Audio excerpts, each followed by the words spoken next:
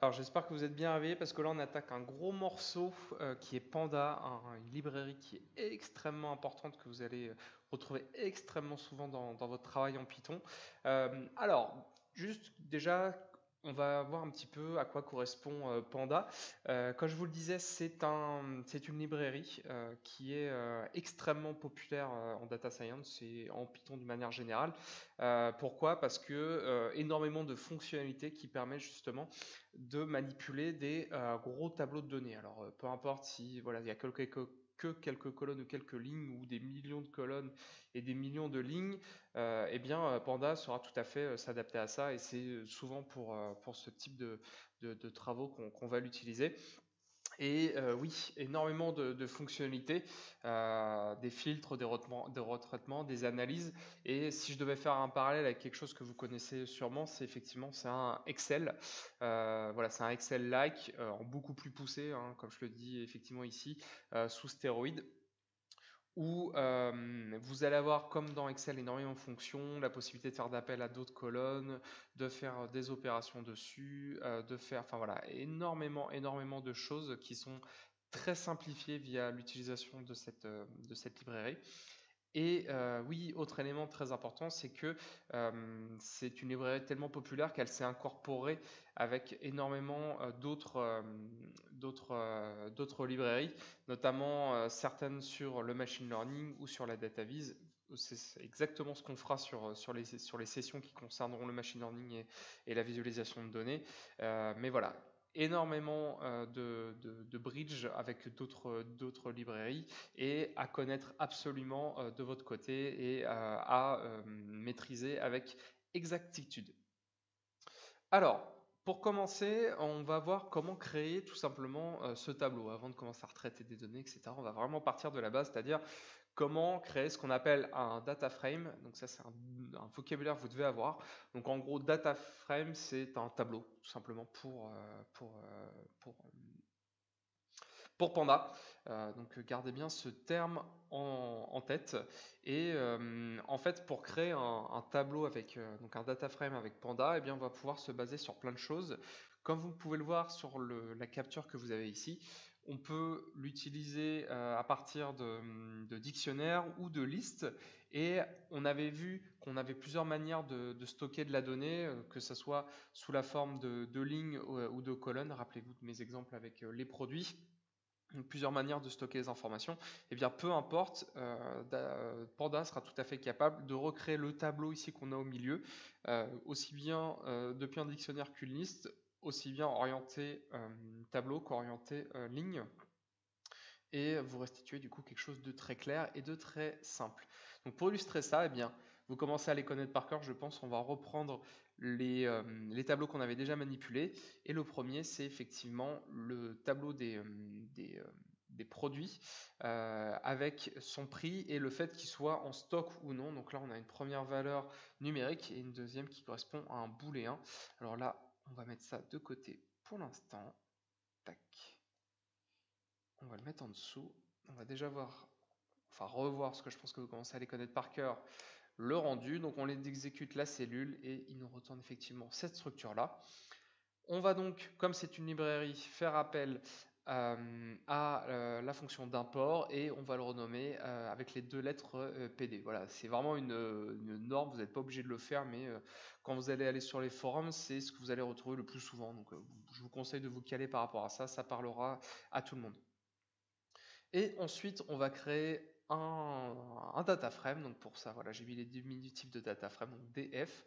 Et donc pour ça, on va du coup appeler notre panda et appeler la fonction data frame et indiquer qu'on souhaite, à partir du dictionnaire que j'ai créé juste au-dessus, le créer et après effectivement vouloir l'afficher. Donc je vais le faire tout de suite.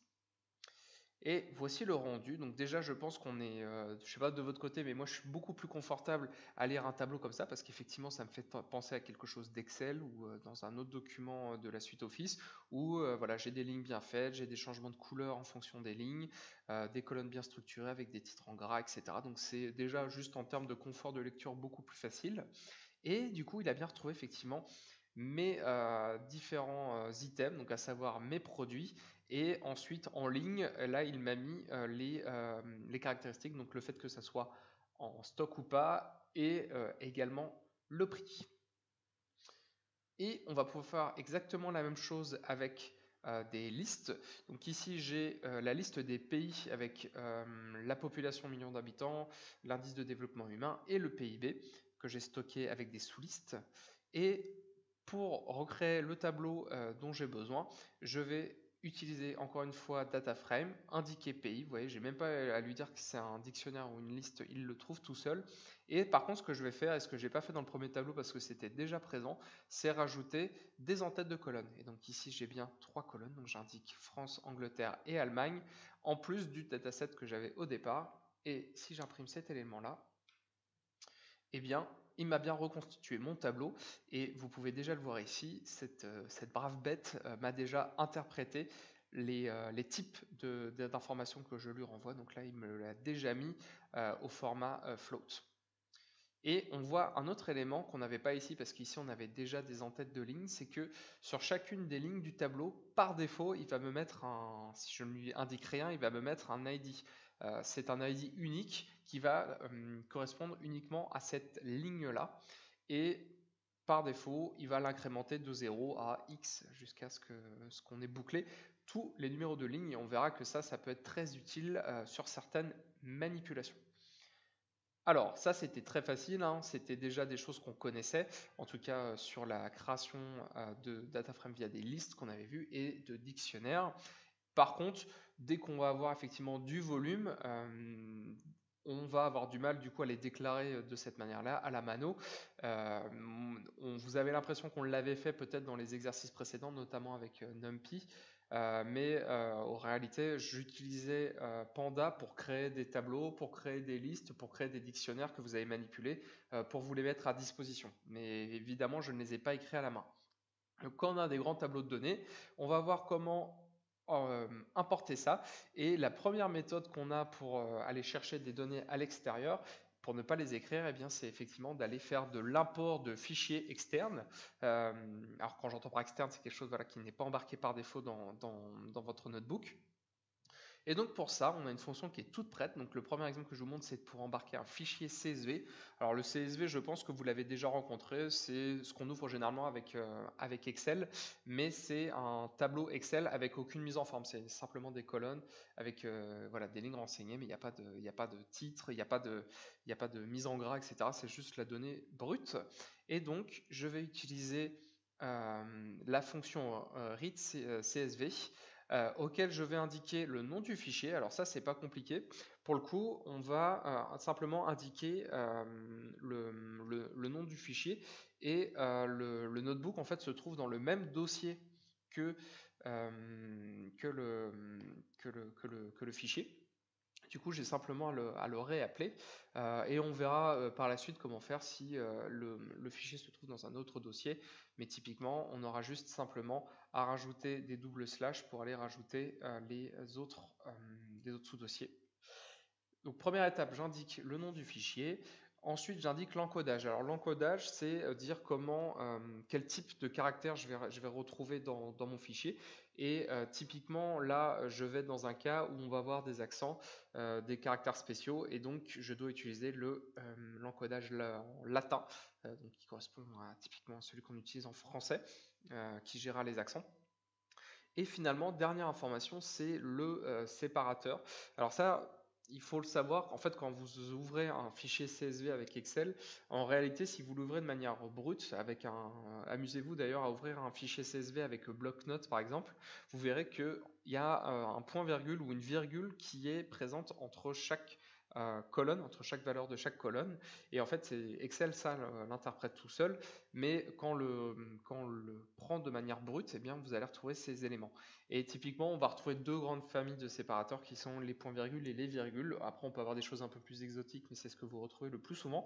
Et donc, on va devoir l'indiquer à Panda. Et donc, voilà, dans mon cas, j'ai un séparateur qui correspond à des points-virgules.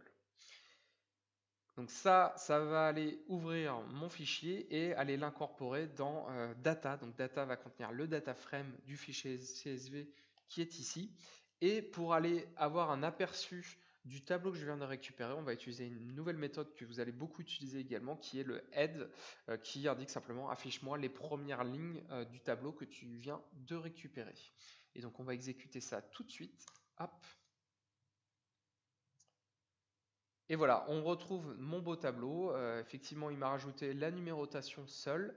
On a les différentes lignes qui sont visuellement séparées avec un changement de couleur. Et là, j'ai mes différentes colonnes qui sont affichées.